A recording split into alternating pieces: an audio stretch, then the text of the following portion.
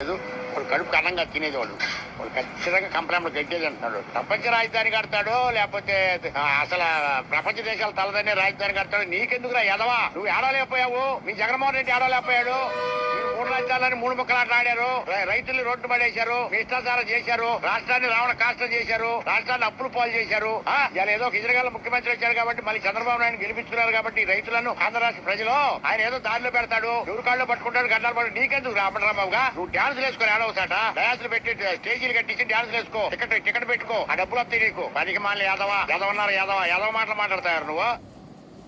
కర్మ కాకపోతే ఆంధ్రప్రదేశ్ కి ప్రపంచ స్థాయి రాజధాని ఎందుకయ్యా స్వామి? అంటే ఢిల్లీ కన్నా పెద్ద రాజధాని అనమాట, అంతేగా? యూకే లాంటి రాజధాని, ఇంకా లండన్ లాంటి రాజధాని ఎందుకంటే మనకి నెత్తేసి కొట్టుకోరా?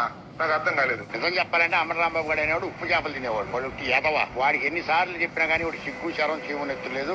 వాడు కడుపు అన్నంగా తినేది వాడు ఖచ్చితంగా కంప్లైంట్ గట్టేది అంటున్నాడు. ప్రపంచ రాజధాని కడతాడో లేకపోతే అసలు ప్రపంచ దేశాల తలదన్నే రాజధాని కడతాడు. నీకెందుకురా ఎదవా? నువ్వు ఏడవలేకపోయావు, మీ జగన్మోహన్ రెడ్డి ఏడవలేకపోయాడు.